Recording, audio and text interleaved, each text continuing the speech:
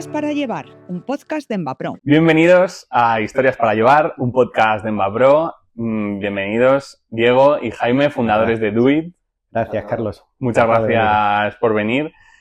Teníamos muchas ganas de invitaros porque probablemente sois de los primeros clientes de esta empresa. Embapro lleva pues casi 19, 20 años y yo creo que vosotros debéis de ser de los primeros... Somos fundadores, sí. Grandes clientes de esta empresa. Sí.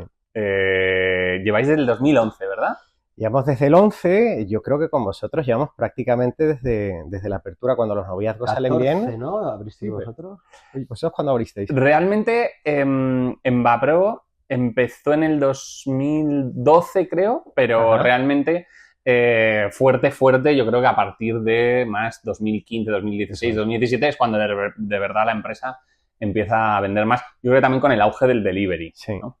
Sí, pues prácticamente desde el origen, o sea que sí, que llevamos un noviazgo largo. Hay que cuidarse. Hay que cuidarse. Bueno, os hemos enseñado la nueva nave, ¿no? que hemos inaugurado hace unos meses. Sí.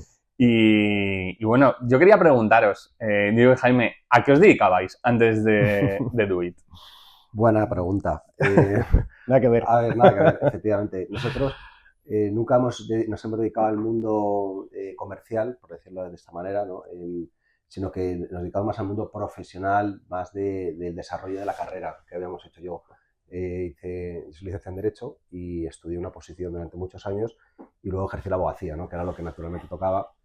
Y fue gracias a eso, cuando conocí a Jaime en una patrimonial inmobiliaria, cuando decidimos pues, salir y quitarnos los eslabones estos de la esclavitud del siglo XXI e intentar emprender y hacer algo diferente.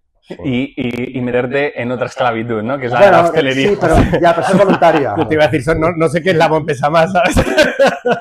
Totalmente. ¿Y tú también eras abogado, Jaime? No, yo trabajé en fondos inmobiliarios 11 años y la última parte de la carrera fue profesional por cuenta ajena, fue cuando coincidí con Diego, que no nos conocíamos, nos conocimos trabajando. Y coincidimos en una misma patrimonial, inmobiliaria, que estuvimos juntos, ¿qué? 2 o 3 años a lo mejor. Sí, 3 años. Y entonces, claro, esa oficina tenía una terraza y en esa terraza pues te tomabas los cafés, el que fumaba se fumaba sus pitis y ahí pues surgían conversaciones, ¿no? Y entonces pues... Y las juntas. Pues ahí en una junta en Murcia, ¿no? En una junta en Murcia. Una junta de conversación. En Almería. En una junta de Almería nos fuimos juntos, nos mandaron para allá. La junta terminó pronto y en un restaurante pues nos fuimos a comer y cayó algún gin tonic de estos que no debe caer después de una comida de empresa y entonces empezamos a soñar y bueno, y ese fue quizá el comienzo de una idea o de hacer algo juntos, de que nos apetecía, o de que teníamos algo dentro que queríamos soltar sin saber que iba a ser DoIt. Podía ser, de hecho pensamos en muchos proyectos diferentes. Pero ¿Qué otras cosas salieron? De decir... ¿Te acuerdas tú? Yo me acuerdo de alguna. A ver, yo me acuerdo que en ese momento como estábamos muy metidos en el mundo inmobiliario y veníamos del mundo inmobiliario, ya empezamos a darnos cuenta que el tema de los alquileres, sobre todo con el tema del Instituto de Empresa, era un tema candente y era un tema que no deberíamos en ese momento perder el hilo. Lo que pasa que al final, por otro motivo, por un local que se nos puso a tiro, perdimos esa estela, que quizá pues, tampoco nos hubiera ido mal, ¿no? Si hubiéramos hecho inmobiliarios. Desarrollo inmobiliario sí. en esa zona, ¿no? De María de Molina, el IE. Sí, yo creo que nos hubiese ido mejor, a lo mejor. Hubiéramos trabajado a lo mejor un poquito menos. Pero una de las ideas fue, a los dos nos gusta mucho la gastronomía, a los dos somos unos locos de la alimentación saludable, comemos bien, nos fijamos en los sitios donde se come así y sí que coincidió esa idea en ese momento de que pasaban 2 cosas en el escenario inmobiliario. Uno, que de repente los parques empresariales alquilaban porque tenían nuevos servicios y entonces ganaban en calidad y en atractivo, no por ser más baratos solo y por estar mejor ubicados, sino porque entraban en juego para adquirir mayor valor todos esos servicios que ofrecían. Y luego eso coincidía con que estábamos en un momento de mercado de restaurantes en el que hace 15 años ibas y lo único que había era el menú del día de la cafetería tradicional. Y cuando viajabas, pues veías que había otras cosas, ¿no? Entonces pensamos, oye, de repente estos conceptos que están haciendo en el mundo anglosajón y que todavía no hay aquí, pueden casar muy bien en el mundo corporativo español en un momento, en una ola, en una tendencia que está tirando al alza, que es la valoración de los servicios en las empresas, ¿no? No solo por las patrimoniales, no solo por los usuarios, también por los sindicatos. O sea, había un momento coincidente entre todos los players del mercado que querían que pasasen cosas en los parques empresariales y aprovechamos ese momento. Así empezó. Qué bueno. El espacio-tiempo era complicado porque no estaba la sociedad preparada para lo que le estábamos trayendo, porque al final todavía el dedicarle una hora de comida al día pues formaba parte de la actividad diaria del trabajador. Lo que pasa que tuvimos la suerte que estaba buscada de poner el local en un sitio donde realmente ese producto sí que tenía o sea, cayó muy bien porque el cliente era un cliente extranjero que está acostumbrado a este tipo de productos y entonces el aterrizaje fue muy bueno. No fue una casualidad, lo que pasa que yo creo que en otro punto quizá no hubiera sido tan exitoso. ¿Te refieres como a dedicar a lo mejor solo media hora a comer en vez de 1 hora y media de menú completo, sobremesa, etcétera, ¿no? Claro, o sea, darle a alguien una ensalada en una bolsita y que se la llevara a su puesto de trabajo todavía no estaba aterrizado, ¿no? El dedicarle tiempo a comer formaba parte del consumo diario, ¿no? Y el trabajador estaba esperando que llegara a las 2 de la tarde para volver a las 4. Acuérdate que eran casi 2 horas de comida. Incluso algunos se dormía a la siesta. Estamos hablando de esa época. Si vivías cerca, ¿no? Sí, había gente que llegaba a la oficina con cara de sobaos en esa época. Ahora ya no, ahora ya como que la jornada ha cambiado y este concepto se adapta más a la jornada. ¿Y vosotros antes habéis emprendido o fue vuestro primer emprendimiento? La primera. Sí, la primera experiencia. Sí, porque yo realmente no... Sí que había habido durante mi época, ¿no?, como estudiante, que había amigos que hacían cosas, ¿no? Me acuerdo siempre un amigo en Barcelona que vendía chaquetas, ¿no? Y las famosas Belstaff estas, y entonces las compraba y las vendía, tal. Pero yo realmente nunca tuve hasta ese momento pues quizá una sensación o un interés en ganarme la vida vendiendo, ¿no? Era más una decisión que ocurrió en ese momento, espacio-tiempo, y anteriormente era más dedicarme a lo que yo estaba estudiando y ser un profesional en la materia, no en la venta. ¿Y cómo fue esos primeros años, ¿no? Que suelen pasar muchas cosas, ¿no? Ahí quiero ser justo porque ahí aportó mucho más Diego que yo. O sea, bueno, a ver, no es verdad.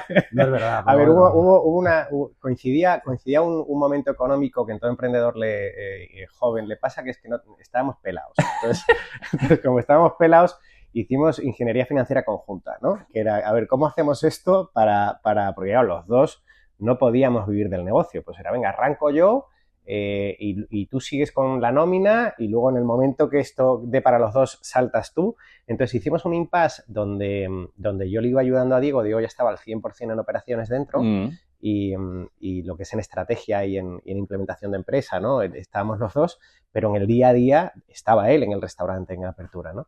Y en el momento que abrimos, yo salí en el tercer restaurante, ¿no? Yo salí en Castellana, me parece.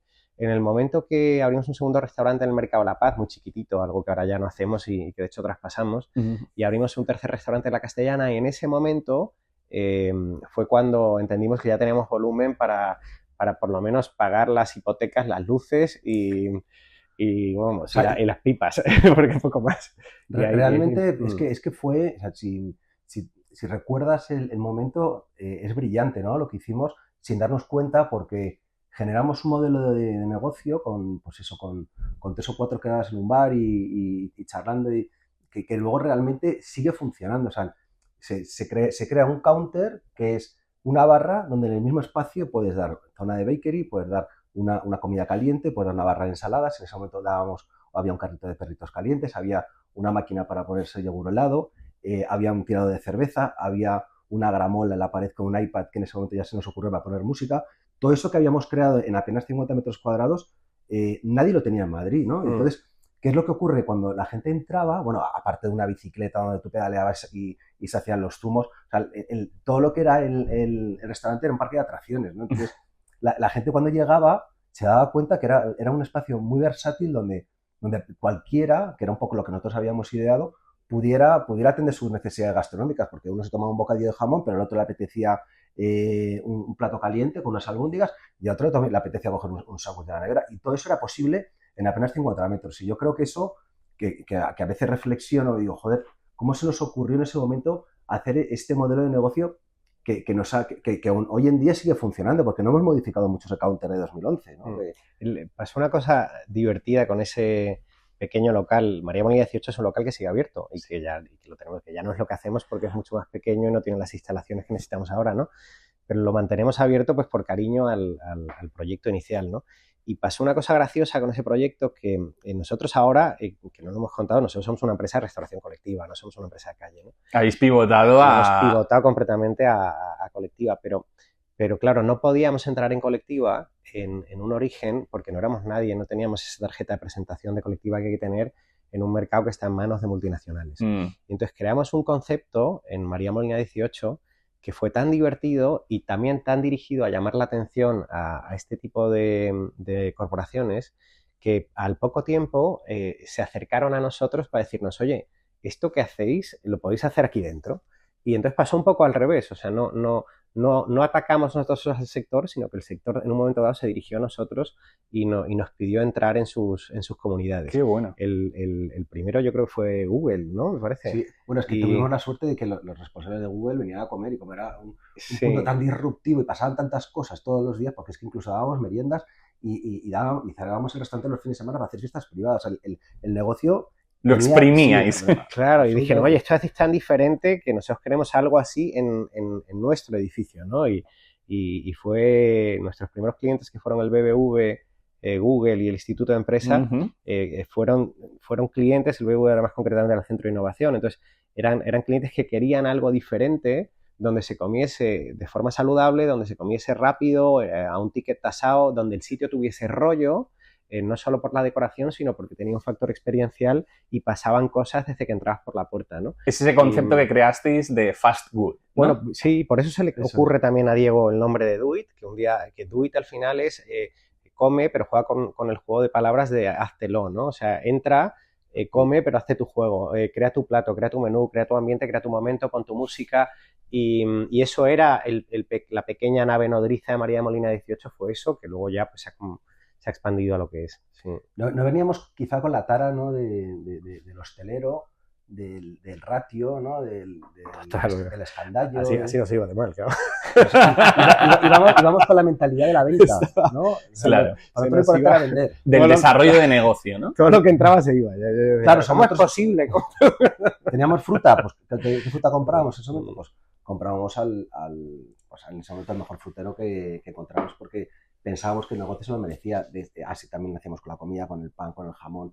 Todo siempre era el aceite, poníamos aceite de oliva virgen extra, primera prensada, reserva familiar. O sea, que trasladábamos al cliente lo que a nosotros nos gustaba. Claro. Y no nos enfocábamos tanto en ese detalle, ¿no? Que cualquier hostelero cuando monta un negocio se fija, que es el precio, ¿no? Y eso es quizá el origen del éxito. ¿Por qué? Porque pequeños detalles, por ejemplo, como admitir el ticket restaurante. La gente admitía los tickets restaurante, pero nosotros no es que admitíamos el ticket restaurante, es que devolvíamos el dinero si te sobraba el ticket restaurante. ¿Qué ocurre? Que claro, cuando alguien tenía 10 euros y la ensalada le costaba 6, sobraban 4. En el local de al lado se quedaba sin el dinero o lo obligaban a comprar un postre que no quería. Yo le daba los 4 euros. Sí, se da mucha facilidad. Y eso era... Esos claro, detalles. No, claro, porque tenía el paquete de tabaco, lo que se quisiera comprar y su ensalada, ¿no? Entonces, ese tipo de detalles que nosotros nos damos cuenta que la gente valoraba fue lo que realmente empezó la gente a comunicar entre ellos. Oye, mira, que en este local, pues aparte regalamos una ensalada cuando comprabas 10, dábamos cashback en algún momento. Oye, que no tengo, porque claro, no había cajeros en la zona. Oye, me das, por ejemplo, para la gente del IE, me das 10 euros y te da la tarjeta y le damos un cashback. Entonces, todo este tipo de estrategias comerciales que las hacíamos quizás sin pensar en la consecuencia fueron razones del éxito actual que tenemos, por esas facilidades que siempre hemos dado al cliente. Siempre nos hemos puesto muy en los pies del cliente. Qué bueno, y que Diego estaba detrás de la barra al principio y eso era un empuje de energía y de personalidad que se le da al local que era imparable. También. Qué bueno. Jo, tengo un montón de preguntas con todo esto que me estáis contando. ¿En qué momento decidís o decís, oye, esto de los negocios o de los locales a pie de calle no es lo nuestro, vamos a enfocarnos full a trabajar en sedes corporativas, en colectividades? Más o menos, ¿en qué año ocurre esto? Pues yo tengo un recuerdo, que yo creo que no lo he hablado nunca contigo, pero yo tengo un recuerdo de una conversación que tuve con él en septiembre, me parece que del 15. Y septiembre del 15 me parece que fue, que volvimos de veraneo y y habíamos abierto algún local en calle, habíamos empezado a entrar en colectividad y le dije, oye, macho, ya teníamos que hablar un poco cuáles eran los dos modelos de negocio, ¿no?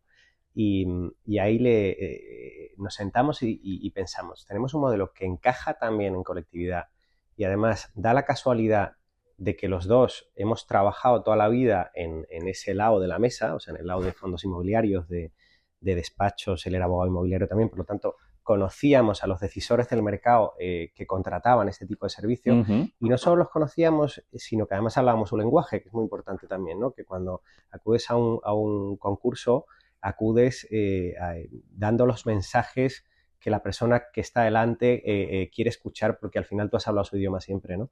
Su idioma comercial, económico, de operaciones y entonces tuvimos una conversación donde dijimos, oye, yo creo que tiene sentido abandonar un poco la calle, que era como comenzó la empresa para darnos a conocer y enfocarnos a tope en esto, ¿no? Habíamos tenido ya éxito en los primeros 3 proyectos colectivos y desde ese momento empezamos a enfocarnos mucho en colectivo. Y luego confluyeron una serie de casualidades que hizo que se empujase mucho la empresa hacia el colectivo, que es que Fracaso alguno fracasó en calle. Eso es, que lo que nos llevó, porque te hace un daño en el bolsillo. Y nos hizo muchísimo daño. Porque has invertido mucho en obra. Todo lo que tienes lo has invertido. Claro. En calle inevitablemente hay mucho CAPEX. Y sobre todo cuando tienes que tener instalaciones, cocina, inevitablemente. Pero es que además daba la casualidad que coincidía no solo esa tendencia de que las oficinas se demandaban este tipo de productos, sino que además, no sé si te acuerdas, que en España, pues en la época que nosotros hicimos la universidad, que debemos ser más o menos de la misma edad, solo había colegios mayores que eran normalmente pues, de la administración, de las universidades, de la iglesia, y de repente entra en el mercado, alrededor del año 2015, una nueva inversión institucional a residencias de estudiantes. Y nosotros creamos un modelo también para universidades y para residencias de estudiantes, para el mundo académico. Y ese modelo se posicionó súper rápido, tanto que ahora yo creo que somos uno de los líderes de restauración colectiva dentro del mundo académico y de living de residencias de estudiantes. Entonces aprovechamos 2 olas de crecimiento enormes porque era muy difícil en ese momento entrar en travel, entrar en aeropuertos, porque era muy competitivo en trenes y en hospitales. Y de hecho ese mercado sigue copado por áreas, autogrill. Sí, etcétera, ¿no? Sí, ahí no, de momento no hemos entrado y seguimos en unos segmentos que de momento siguen creciendo. Bueno, pues nos acompañó el momento en el que definimos el concepto, independientemente de que estábamos en post-crisis, ¿no? Porque era una época donde todavía España no levantaba la cabeza, ¿no? Y donde no había financiación. Es que nos vamos ahora al 2011, 12, 13, 14 y las curvas eran otras, ¿no? Pero sí que coincidían estas oportunidades y las subimos a aprovechar. Tengo muchísima curiosidad por entender cómo es el modelo operativo de trabajar en una colectividad. Imagino que cambiará mucho de empresa a empresa, pero por lo general unas líneas generales. Diego, yo te voy a dar una pincelada del origen. ¿Quién opera? ¿Cuál es la inversión que tienes que hacer? Tengo muchísimas dudas, ¿no? Te voy a, de manera muy escueta, te voy a dar la razón de ser de la colectividad pura, que es la residencia de estudiantes. Vale. Cómo accedemos a eso de manera casual, ¿no? Porque yo recuerdo estando en la barra de María Avenida 18, con la gente del IE vendiendo, que aparte había colas que salían y en ese momento ya siempre hemos sido como muy tecnológicos y habíamos introducido alguna plataforma digital que era muy incipiente todo eso y te puedes imaginar pues el hombre en ese momento se llamaba Globo, no me acuerdo, era otra. Yo creo que de los primeros fueron Deliveroo, ¿no? Sí, Deliveroo. Efectivamente, de hecho salimos en el metro, nos pusieron en el metro, ¿sabes? Y porque éramos de los primeros que lo hacíamos y apareció un señor que le voy a hacer un pequeño homenaje, se llama Hugo Gido, y me empezó a contar que había montado una residencia a la vuelta y que quería que la fuéramos a ver. Y yo apenas, pues no, en ese momento, pues no le hice gran caso porque no sabía que me estaba contando una residencia de estudiantes. En ese momento nosotros éramos simples retailers. O sea, nosotros lo que hacíamos era transformar los alimentos de manera que calentábamos los croissants y ensamblábamos ensaladas. Y la comida caliente pues venía de quinta gama y la calentábamos. Ese local no tenía cocina, ¿no? Entonces nos habíamos convertido pues, como en un Zara, ¿no? Que nosotros lo que hacíamos era vender los alimentos, algo hacíamos los bocadillos, hacíamos yogures, pero todo era muy sencillo. Y volví otra vez en una segunda ocasión y me convenció y fui a verlo y claro, nos encontramos con un mamotreto que habían hecho ahí de 8 plantas con un proyecto de cocina de verdad, con una cocina pues con su plunge, con su cocina, con los fuegos, con un horno que yo no sabía ni lo que era. Entonces, claro, en ese momento te das cuenta de que estás metido en otro negocio que no tiene nada que ver con lo que tú estás haciendo. Y entonces él insistió mucho en el que no le importaba tanto la operación, porque entendía que no la conociéramos, sino en el espíritu, que era lo que hablábamos antes, de lo que había en esa tienda, ¿no? Entonces, la gente siempre cuando entraba en Duit lo que se daba cuenta es que en ese sitio se respiraba, tenía alma, ¿no? Un sitio donde te apetecía sentarte. Era muy pequeño, pero la gente pasaba su tiempo, hacía negocios que quedaban para charlar. Entonces, él quería que trasladáramos ese espíritu a la residencia. Y entonces es ahí donde empezamos a darle una vuelta y empezamos en el mundo de la colectividad con inicios y orígenes muy complicados, porque lo que hicimos es trasladar la operación tal y como la hacíamos a una residencia de estudiantes que no tiene nada que ver. O sea, el primer golpe en la cara fue poner una nevera fuera con comida y darte cuenta que por la noche no quedaba nada, que te lo habían quitado todo. Que Nos robaban todo. Todo nos lo robaban. Y la fruta y la verdura nos robaban todo. Los honest point esos que Bueno, o tenéis sea, ahora. nosotros funcionamos con takeaway, con neveras takeaway, entonces las poníamos y poníamos fruta y poníamos pues había una cuba de zumos y lo que te das cuenta que te das la vuelta y te lo quitaban todo. Entonces, ahí es donde te empiezas a dar Aprendisteis cuenta, mucho ahí, ¿no? bueno, ¿con cuánta gente empezamos? ¿Te acuerdas en Resa? Pero es las residencias ahora las llevamos con las residencias medianas, pues las llevamos a lo mejor con 6, 7 personas Sí. y en ese momento empezamos con 20. O sea, pero bueno, es verdad que el salto a colectividad quizá más profundo fue el salto en el que empezamos a producir el 100% de lo que es ahora lo que hacemos. En un obrador central. No, en cocina in situ. Ese es el no. Entonces ese salto nos hizo pasar de hacer nuestro bakery, hacer nuestra ensalada y comprar la comida hecha, que es lo que hacíamos en el 2011, Sí. y en el 2016 pasamos a hacerlo todo nosotros. Todo nosotros, además in situ. O sea, cada establecimiento prepara todas sus cremas, todos sus guisos, todos sus primeros platos, sus segundos, su barra de ensaladas, su barra asiática, mexicana, italiana, lo que tenga cada local, ¿no? Y lo cocina absolutamente todo. ¿Sigue ¿no? siendo así? Sigue siendo así. Sí. Wow. Entonces, eso En cada pasa. punto, sí. Sí. Entonces, el salto a colectiva es que una de las diferenciaciones Wow. nuestras en colectiva es esa, que es que nos hacemos todo fresco y lo hacemos todo in situ. Y es algo que a nivel de operaciones es complejo porque tiene que ser muy diverso, porque al final en poblaciones cerradas, en poblaciones cautivas, o tienes mucha diversidad o la gente se aburre, ¿no? Y entonces ya cuando te lo tienes que hacer tú todo o decides, tomas la decisión de hacerlo todo para trasladarle ese frescor al cliente de la comida y tienes esa diversidad que te obliga a hacer algo diferente cada día, pues se complica la operación. Entonces, yo creo que el salto a colectiva tuvo 2 escenarios, como dice Diego, el escenario inicial donde hacíamos una producción parcial y el escenario final, que es el que hacemos ahora, que es una versión desarrollada de lo que empezamos a hacer en esta primera residencia para Hugo, que era, venga, me lo hago todo y le presento al cliente una gastronomía totalmente fresca, ¿no? Entonces, ahora mismo somos eso, somos una versión desarrollada de eso, porque lo que hacemos es eso, pero con mucha más diversidad, con un enfoque internacional, con miras y... Bueno, tenéis 40 locales ya Sí, aproximadamente. sí. ¿Y cuánto facturasteis en 2024? Pues facturamos en el 24 entre 16 y 17 millones y estamos ahora en un presupuesto de alrededor de... Se va a superar el que tenemos aquí, alrededor de 21.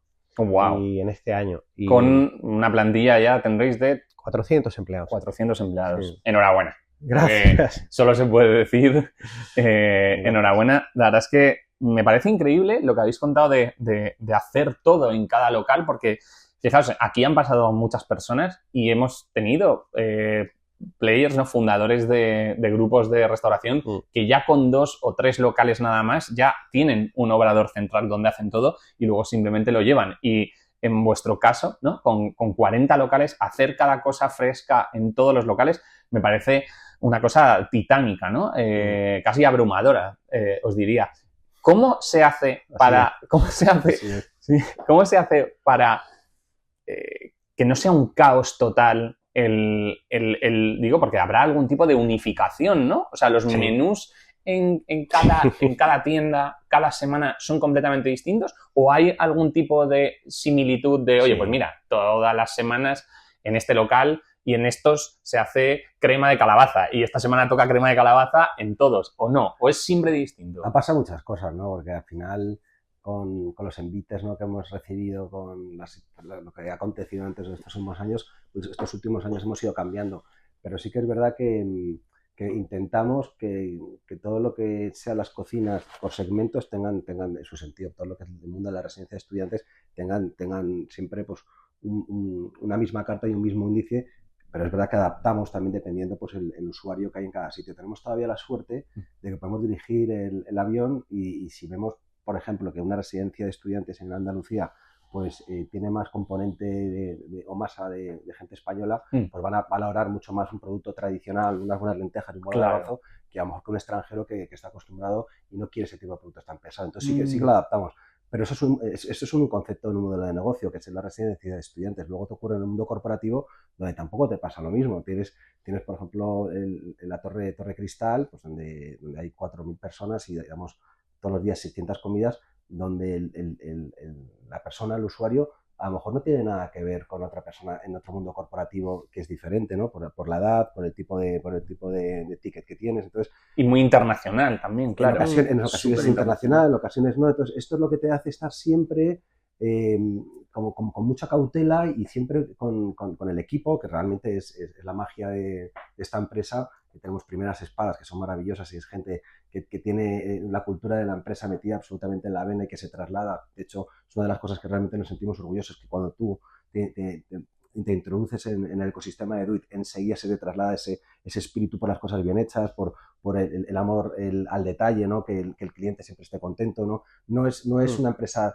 dedicada única y exclusivamente a la rentabilidad, ¿no? Para nada, ¿no? O sea, que creo que eso está en un segundo plano y evidentemente forma parte de las decisiones que se toman, pero no es la principal. Qué bueno. Qué bueno, me encanta. Se nota que él es de las operaciones y yo el de los números, ¿no? Me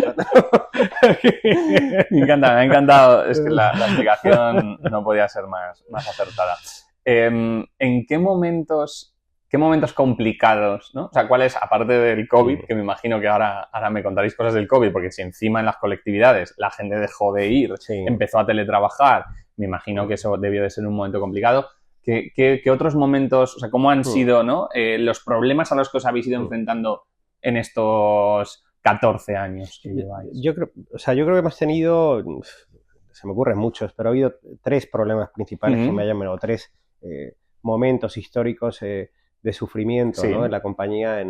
Uno es el habitual de emprendedor, uno es el arranque, cuando pasas ese momento anterior a la revolución de pasión y empieza la guerra y te das cuenta que las cosas no son tan fáciles y abres tu primer restaurante, tu segundo, tu tercero y no tienes caja libre y no sabes por dónde se te va el dinero, no controlas el negocio, estás aprendiendo. Ahí sufrimos mucho, muchísimo. Yo no he ido más al fisio en mi vida, Diego lo sabe, o sea, tenía que ir al fisio todas las semanas del estrés que tenía, ¿no? Y ese primer momento fue muy duro, pero ese lo compartimos con todo emprendedor, ¿no? Y luego nosotros tuvimos otro, que es la travesía del desierto, como ha dicho Diego, que es cuando decidimos pasar de pequeña a gran empresa y cuando empezamos a crear estructura y no teníamos no teníamos los ingresos y el margen necesario para que soportar esa estructura, pero necesitábamos la estructura porque si no, no podíamos seguir creciendo. Y sobre todo no podíamos controlar la calidad de la que Diego hablaba, no podíamos ir al detalle del control de la calidad que nosotros llevábamos solos los dos. O sea, hay un momento muy dulce en toda empresa que es cuando tus manitas y las de tu socio controlas la empresa y encima te va bien y vives de ello. Ese es súper dulce. Pero llega un momento que tus manos no valen. Y cuando tus manos no valen y necesitas otras, hay veces que no tienes todavía la empresa preparada para todo el personal que necesitas para controlarla y seguir creciendo, ¿no? Y ese momento fue duro porque nos vimos sin oxígeno, pero bueno, conseguimos pasarlo. Y el COVID para nosotros, yo sé que el COVID, vamos, todos lo sabemos y tú que eres empresario también, el COVID fue una crisis súper asimétrica. O sea, el COVID impactó de todo tipo de formas a las empresas. A la nuestra, que es restauración colectiva y que vivimos de poblaciones comunitarias, impactó extraordinariamente mal. Porque a la nuestra nosotros nos quedamos sin clientes no solo 3 o 4 meses, como se pudo quedar la restauración de ocio, nosotros nos quedamos sin clientes durante 2 años. Incluso me imagino que en las residencias de estudiantes mucha gente se iría a su lugar de origen. Bueno, era muy grave porque se iban, pero tú tenías que seguir abierto, porque a lo mejor tenías a 3 o 4 extranjeros que no habían podido volver a casa y había que darles de comer y eso te obligaba a abrir una cocina para 3 o 4 clientes. Wow. Y multiplica eso pues por todo. Entonces, bueno, pues nosotros la crisis COVID la pasamos, hubo muchos momentos muy duros, pensamos que no lo íbamos a pasar, de hecho llegamos a ordenar la empresa para presentar un concurso voluntario que nunca presentamos, que conseguimos salvar. Wow. Y pasamos 2 años durísimos trabajando desde el punto de vista del coste, sin prácticamente venta y bueno, con un ERTE muy duro, con un mensaje emocional hacia tus empleados muy duro. Quedarte sin plantilla en 24 horas es durísimo, ¿no? El COVID para nosotros fue, vamos, o sea, en el COVID tú y yo creo que hemos aprendido lo que... No, nos hemos llevado muchos espadazos y vemos el cuerpo lleno de cicatrices. Y yo cuando empezó la gente, el proveedor, ¿no? Que siempre, pues voy a meter a Mapro porque es uno de ellos, con proveedores que son históricos para nosotros, ¿no? Donde nos han ayudado a crecer, donde nos guardaban el stock necesario para que nunca te faltara, ¿no? Como te contaba antes, somos unos locos de la calidad. Para nosotros, por ejemplo, el packaging pues tenía una coherencia con el producto que hay dentro, ¿no? Entonces lo de fuera tenía que ser parecido a lo que había dentro. Si queríamos que fuera el alma del negocio, pues el packaging, lo que te llevas en la bolsa y lo que el cliente abre, pues tiene que ser lo mismo, ¿no? Cuando te das cuenta que de repente pues se echa el freno de mano, todo el mundo sale volando, no hay caja libre y de repente te empiezan a llamar los proveedores y ¿qué pasa contigo? Pues te empiezas a dar cuenta de que tienes un problema grave, ¿no? Entonces, es quizá pues toda esa relación que has tenido durante años y haberte conocido lo que hace que cada uno pues empiece a dar un poquito de lo suyo, ¿no? Él sabe que va a cobrar, tú sabes que le vas a pagar, no sabes cuándo, pero sabes que tu voluntad es hacer eso. Entonces te das cuenta que bueno, que estás viviendo un momento en la empresa muy complicado, que lo sabes gestionar y que tienes que aprender a hacerlo desde el número rojo, ¿no? Entonces, gestionar la empresa desde el número rojo, pues que cambia la cara o sea, la sonrisa que la tienes que seguir poniendo cada día, ya no te sale de esa manera tan natural. Sí. Fue muy duro, tanto a nivel profesional como personal, para los dos fue durísimo, pero bueno, se pasó y habéis salido al final reforzados de todo esto. Hemos aprendido mucho, ¿eh? Sí. Hemos aprendido mucho porque verte... O sea, lo primero que hemos aprendido es que las cosas no se mueren rápido y que parece que cuando parece que algo se te va y se acaba, eres capaz de hacer malabarismos para que no pase, ¿no? Y en un momento normal, pues no se te ocurrirían las cosas que se te ocurren cuando tu cabeza está solo pensando en salvar la vida de la empresa, pero no solo es reestructuración financiera, es control del coste hasta un punto en el que tú nunca habías analizado y no habías puesto en práctica, ¿no? Es modificación de la oferta, es modificación de todo tu sistema operativo, es modificación de toda tu plantilla laboral y tu estrategia laboral, es todo. O sea, tuvimos que cambiar la empresa completamente durante 2 años, pero bueno, eso nos hizo aprender mucho para que luego cuando se abrió la ventana de venta de nuevo, ser más eficientes y ser más ordenados. O sea, que algo bueno sacamos del COVID, ¿no? Qué bueno, luego, qué bueno. ¿Cómo os pilló a nivel financiero el COVID? Es decir, ¿veníais de un momento de que llevabais años creciendo? ¿Os tuvisteis que endeudar para poder sobrevivir, digamos? ¿O cómo fue ese momento? A ver, el COVID, nosotros tenemos una suerte de balance que la restauración colectiva, los operadores de restauración colectiva no son empresas hiperendeudadas, al final, porque son empresas que trabajan en casa ajena. Entonces, los niveles de CAPEX que tienes que afrontar hacen que tu suerte de balance sea otro, porque tu endeudamiento para crecer es diferente al de la restauración. No hay obra civil casi, me imagino, ¿no? Hay a veces ninguna. ¿Y la maquinaria la ponen los otros o la ponéis vosotros? Depende del contrato. La restauración colectiva tiende a ser un servicio. Tiende a ser como la gestora de cooperativas de las inmobiliarias, ¿no? Tiende a ser una prestación de un servicio y no una inversión, porque si vas a invertir en montar un restaurante, pues ya te lo monto en la calle, en la esquina que yo quiera, y no lo monto en una empresa... Que solo puede entrar gente de la empresa. Y que está sujeto a que pasa en esa empresa también, si se mueve el edificio, si no se fa. O sea, tienes unos riesgos que no dependen ya del mercado, sino dependen de tu propio contratante, ¿no? Entonces, la colectiva es un sector que tiende más al servicio que a la inversión en ese sentido. Entonces, nos pilló el balance muy saneado, pero no hay balance saneado en ese momento que aguantas el COVID. Entonces, sí que tuvimos que tirar de mucha deuda ICO, que todos los emprendedores conocemos, y tuvimos que tirar de cierta financiación también alternativa o externa, ¿no? Mediante la ampliación de capital que nunca habíamos hecho, ¿no?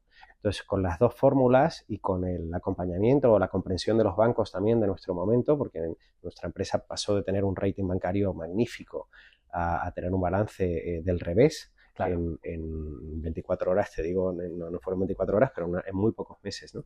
Eso también lo entendió la banca y empatizó con nosotros, y la suma de todos los factores hizo que pudiésemos salir adelante. Evidentemente, la foto que te llevas cuando entras en una crisis como esta y la que sales no es la misma. No es la misma a nivel de balance, ni de endeudamiento, ni de distribución del capital, ni nada, no es igual. Pero tú tienes que tomar una decisión, salvar a tu empresa, a tus restaurantes, a tus empleados y lo que has creado, o salvar a tu orgullo, ¿no? Entonces nosotros pues decidimos salvar a la empresa y hacer lo que fuese para que la empresa siguiese adelante, ¿no? Y conseguimos salir adelante manteniendo todos los puntos de venta abiertos y manteniendo la misma plantilla en el momento una vez pasaron los ERTEs. Los ERTEs, claro. Qué bueno. Quería preguntaros, ¿dónde veis Do-It en 3-4 años? O sea, ¿dónde os marcáis más o menos el objetivo de a dónde queréis llegar? Buena pregunta. Muy buena pregunta. Nosotros, durante los últimos años, nos hemos dejado un poco llevar por ese levantamiento de barrera cuando la crisis y estar los primeros, ¿no? Por todo ese trabajo que hayamos hecho y tener algún contrato ya ganado y hacerlo con ilusión, ¿no? Y no perder nunca, lo que te digo, esa motivación y esa sonrisa al proyecto. Y ahora nos hemos dado cuenta que somos un producto que tiene mucho recorrido a nivel nacional, incluso a nivel internacional. Entonces, a nivel nacional estamos tocando todo lo que son las provincias donde consideramos que tiene un aterrizaje fácil, y estamos ahora ya viendo la posibilidad de introducirnos en territorios donde no son tan evidentes, ¿no? Pues, por ejemplo, pues, Bilbao, Pamplona, no es tan evidente como Barcelona, como Valencia, sí, como Málaga, ¿no? Entonces, sí. Creemos que todavía el territorio nacional tiene mucho recorrido, pero ya empezar a tentarnos pues, la propia península Portugal, quizá pues, algo en Europa, Italia también nos tienta bastante. Creo que podría de aquí a unos años tener sentido aterrizar en esos sitios. Qué bueno. Y es algo, quiero decir, Do-It es un proyecto con el que queréis seguir muchos años, ¿o tenéis también otras cosas en la cabeza que os gustaría montar? Sí, o sea, yo creo que estamos viviendo un momento donde la empresa ahora ha crecido mucho, donde lo hemos llevado a donde la queríamos llevar, que es una gran empresa con una gran estructura, con una gran cultura y con una capacidad de crecimiento sin límite, ¿no? En un sector además que tiene mucha inmadurez, entonces que tiene mucho recorrido de madurez y de asentamiento, ¿no? Y entonces yo creo que hay que aprovecharlo. O sea, yo creo que quedan muchos años por delante. O sea, esta es una empresa que tenemos, al igual que te comentaba, en el COVID tuvimos una suerte de balance, ahora mismo tenemos una suerte de mercado. O sea, es verdad que España es un país donde la restauración colectiva es muy inmadura. O sea, hay poca restauración colectiva y no hay mucha buena. Y si te vas a otros países en Europa no es así. Entonces ahí tienes mucho recorrido. Nosotros casualmente somos de las pocas, si no la única, empresa que tiene un enfoque absoluto de calidad o de posicionamiento de calidad en restauración colectiva, que no es ni mejor ni peor que otros posicionamientos, pero es el nuestro. Y eso hace que al estar en un sector tan inmaduro tengas mucha trayectoria en el desarrollo de ese sector, ¿no? Entonces, ahora yo creo que sería una estupidez parar, porque estamos en donde queríamos llegar para tener la estructura, la maquinaria, para seguir creciendo todo lo que estamos creciendo. Tenemos un crecimiento de año en año enorme y seguimos en un momento de mercado y con un posicionamiento de empresa que casa muy bien con ese momento de mercado, que lo que te dice que tiene todo el sentido seguir pedaleando. Qué bueno. Porque el sector de las colectividades es prácticamente un oligopolio ahora mismo. O sea, ¿no? O sea, lo parece, ¿no? Hay como 3 o 4 players gigantescos, ¿no? Sí, hay varios players muy grandes. Y vosotros estáis ahí apretando del acelerador y haciendo algo distinto, ¿no? A lo que hacen esos players. Sí, es lo que te comentaba Jaime, quizás ese posicionamiento de diferencial, ¿no? De calidad, de hacer las cosas de otra manera, de trasladar el espíritu de la calle al mundo de la colectividad, no solo con la decoración, sino con el propio homenaje, ¿no? que tú trasladas, con la forma de vestir, la forma de comunicarte con el usuario, lo que te hace diferente, ¿no? Entonces, al final, toda esa maraña de players que hay, llegar a ese detalle que estamos teniendo nosotros, les cuesta mucho, ¿no? Cuesta mucho tener ese fine de detalle, de darte cuenta de tienes que ser diferente en el sitio donde vas, ¿no? Entonces, cuando más grande eres, te das dando cuenta, pues nosotros a veces nos ocurre, ya vas perdiendo quizá el detalle, ¿no? Yeah. Porque el detalle tienes que verlo y tienes que estar. Yeah. Entonces tú no puedes decir, en Agora si dices estudiantes, pues todas son iguales, no. no tiene nada que ver. Claro. O sea, no todas pueden ser iguales, no todas arquitectónicamente son iguales, tienes que pensar cómo vas a trasladar lo que tú quieres, el mensaje al cliente. Entonces, desde que tú haces la arquitectura y el desarrollo de la barra hasta tú negocias con el propietario cómo vas a hacerlo, ese elemento diferencial es lo que nos hace especiales. Me encanta. ¿Cómo hacéis para... quiero decir, al final sois una empresa de 400 empleados, ¿no? O 350 habéis dicho. ¿Cómo hacéis, ¿no?, para que cuando entra una persona nueva en vuestra empresa se impregne de esa cultura de la que habláis, ¿no? Porque tiene que ser difícil, ¿no? Diego tiene un proyecto ahora muy bonito. O sea, sí que es verdad que ayuda mucho cuando tienes una cultura muy definida y cuando la empresa ya tiene un tamaño, te absorbe. O sea, cuando te peleas para crear cultura en el origen y luego te aprovechas de la creación de tu cultura una vez que tienes cierto desarrollo en una empresa. Entonces, sí que es verdad que facilita mucho eso, ¿no? Pero luego nosotros hemos pecado, y porque al final te equivocas en cosas, y cualquier emprendedor tiene equivocaciones, y nosotros hemos pecado de no hacer un acompañamiento a la llegada de personal suficientemente bueno para que comprenda bien rápido y nuestra cultura, ¿no? Entonces ahora, justo recientemente, pues Diego ha querido crear yo creo muy buen acierto, crear una posición solo para eso. Una posición solo para que cuando tú llegas a la empresa como un nuevo empleado, alguien te dé la mano y te acompaña a empaparte de la cultura, ¿no? Porque tampoco te mereces que te imponga algo sin entenderlo, aunque sea lo más fácil, ¿no? Vamos a intentar ahora que esa digestión sea más sencilla, que va a provocar también uno de los retos en nuestro sector, que es disminuir la rotación. O sea, nosotros tenemos la suerte, por ser colectivo y por lo tanto por trabajar mayoritariamente de día y mayoritariamente de lunes a viernes, tenemos poca rotación, pero tenemos poca rotación sobre todo a largo plazo.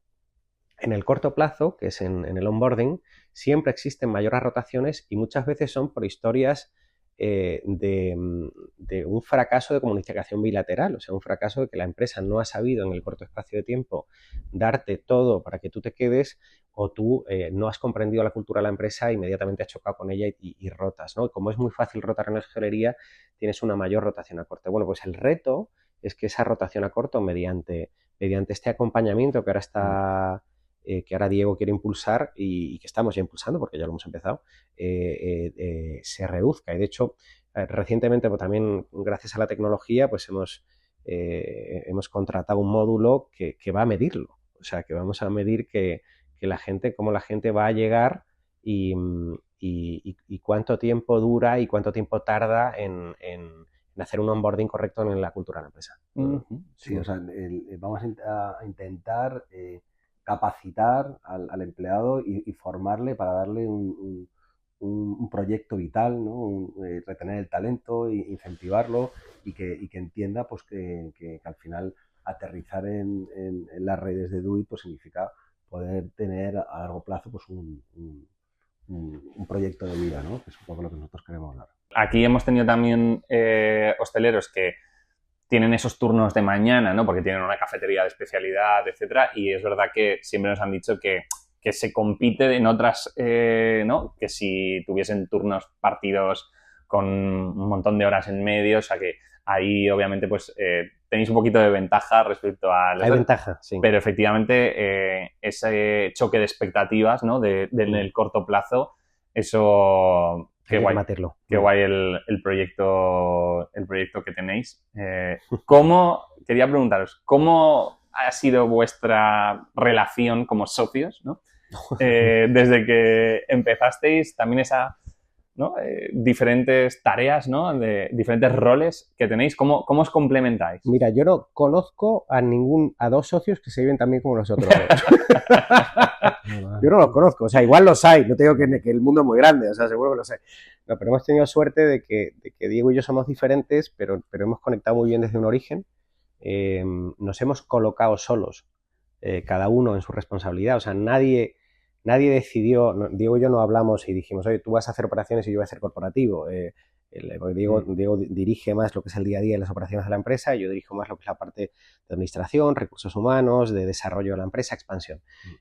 Ninguno, luego nos pisamos mucho. A mí me encantan las operaciones, a él le encanta lo mío, estamos todo el rato cada uno en lo nuestro, ¿no? Pero pero no lo organizamos. O sea, solo trabajando juntos, que en un principio trabajamos en todo de la mano, pues cada uno fue cogiendo lo que más le apetecía o lo que se encontraba más cómodo, ¿no? Y lo que se desarrollaba mejor. Y, o sea, que eso nunca fue un plan.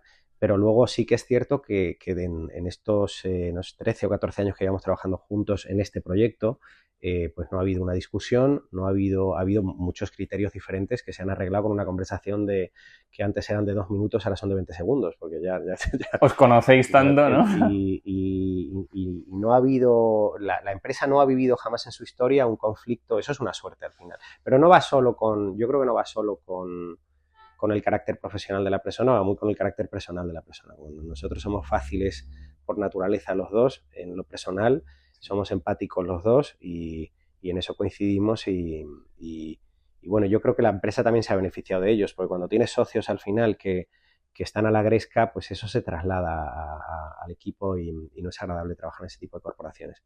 Y no sé qué te parece. No, mira, en 14 años no hemos tenido un malentendido. Ya no te estoy hablando de enfado ni vamos ni de lejos.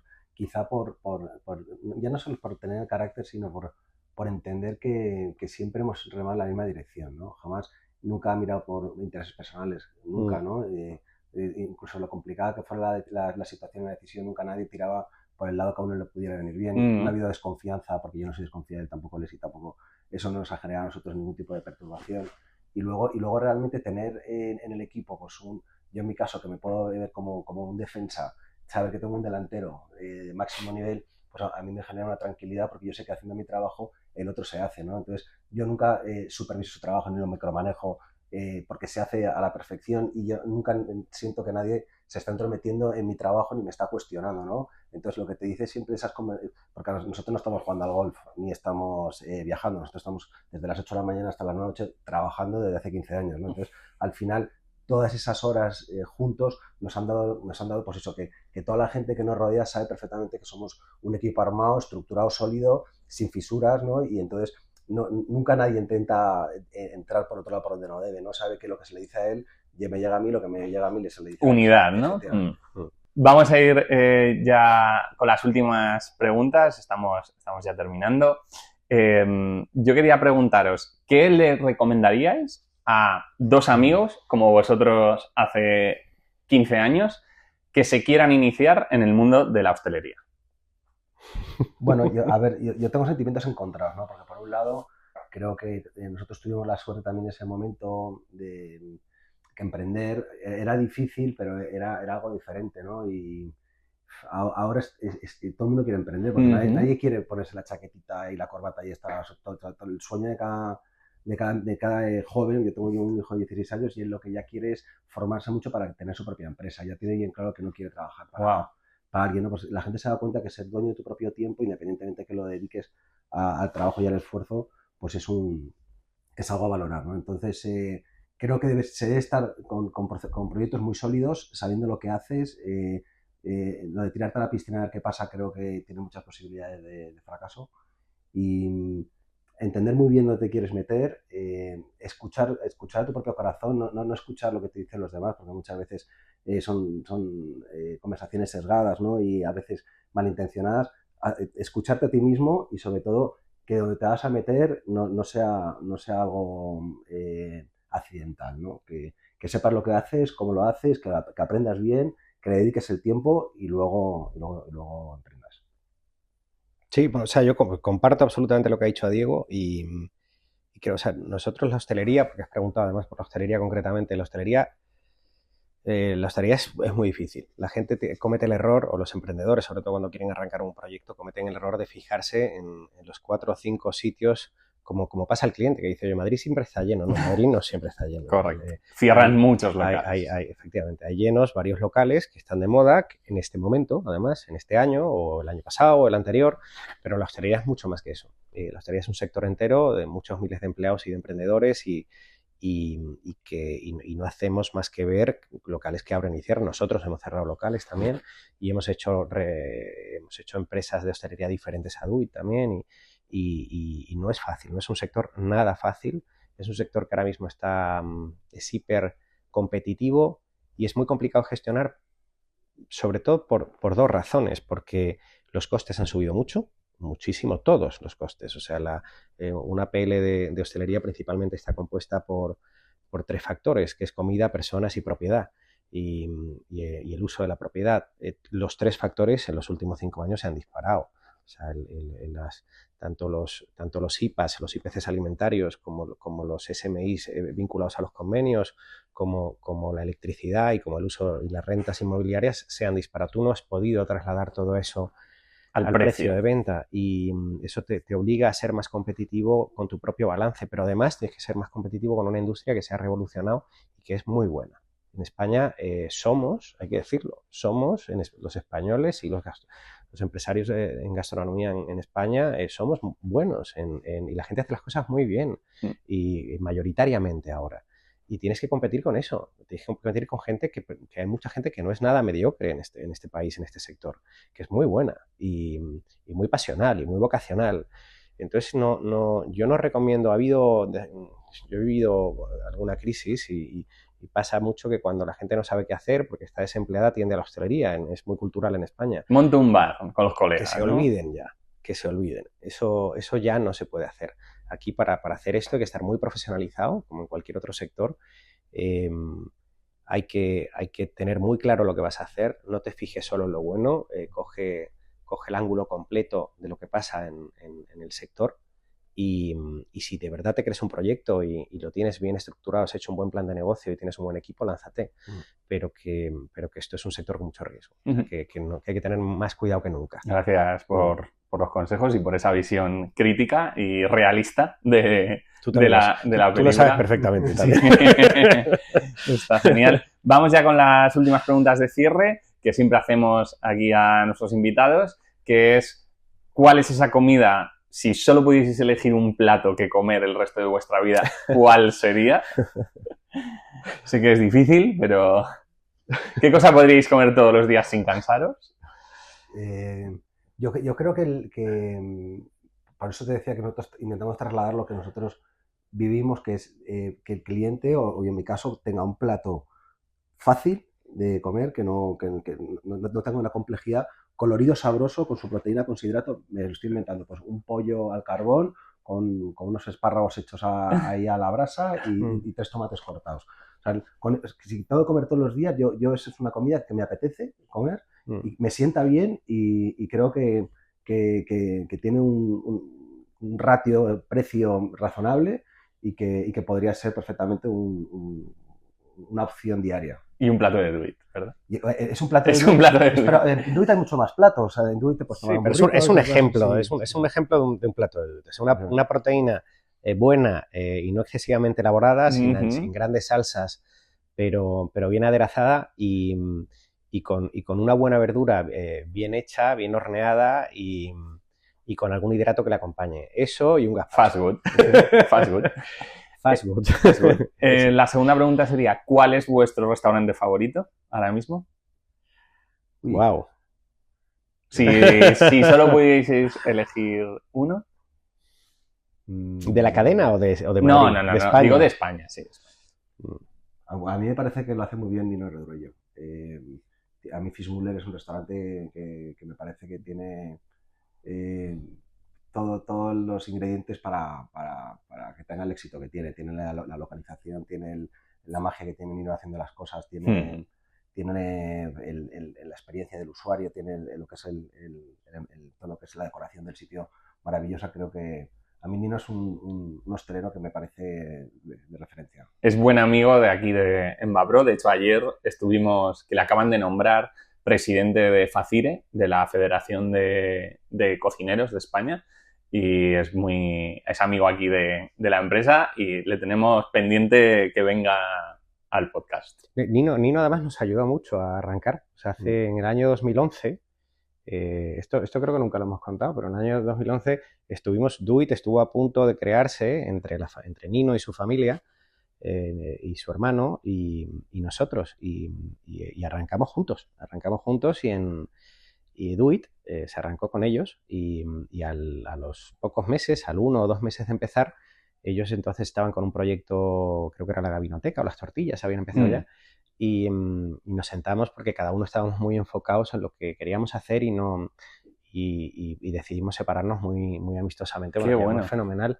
Pero sí, el comienzo, el absoluto comienzo de Do It fue sentado con ellos, como fue con Nino y con su familia. Qué Las divertido. lentejas eran sus recetas. Sí, sí. Qué Pues divertido. mira, por contestarte, o sea, yo tengo niños pequeños, entonces los que tenemos niños pequeños salimos a cenar poco, ¿no? Entonces, yo no tengo una gran cultura ahora de restaurantes actuales. Este año en Madrid, sí te digo que de lo último que he probado, hay un restaurante que se llama Lina, que está en Fernando el 125, que me encanta, y me encantó, lo probé hace poco, me encantó y lo recomiendo mucho. Está muy bien ubicado, sencillo, pequeño y con una gastronomía muy particular. Y, Lina. Sí, me gustó mucho. Y la última pregunta sería, que bueno, no sé si por alusiones ya la habéis contestado, pero sería, ¿a quién os gustaría que invitásemos al podcast a contar su historia y a contar lo que hace? Bueno, Nino, evidentemente, si ha venido todavía, creo que No ha venido. tiene mucho que contar. ¿Sabes que nosotros nacimos? Hay una casualidad de la historia de Do It, que el primer Do It se crea a la vez que el primer Goico. En María de Molina, es verdad. En María de Molina. Andoni abre María de Molina 14 y nosotros sabimos, no, 10 o 14, ¿cuál era? Hacia allá es el 10, ¿no? Nosotros somos el 16, y nosotros el 12. 18. Y estamos paré con paré, tanto que en nuestros orígenes, cuando Andoni estaba en el restaurante y nosotros también, nosotros recepcionábamos los productos del primer Goico. Porque el Goico, y luego pasaban a buscarlo, ¿no? Porque claro, él era médico, estaba trabajando en La Paz y no abría el restaurante por la mañana. Qué bueno. Y entonces, bueno, pues sí, ese hilo conductor, él ha sido la clara historia de éxito emprendedor de este país en este sector. Pero bueno, es un bonito link que te lanzo ahora. Sí. Pues genial. Jaime y Diego de Do It, muchísimas gracias por haber venido al podcast. Hemos disfrutado muchísimo de vuestra historia y os deseamos muchísimos éxitos y que sigáis creciendo muchísimo.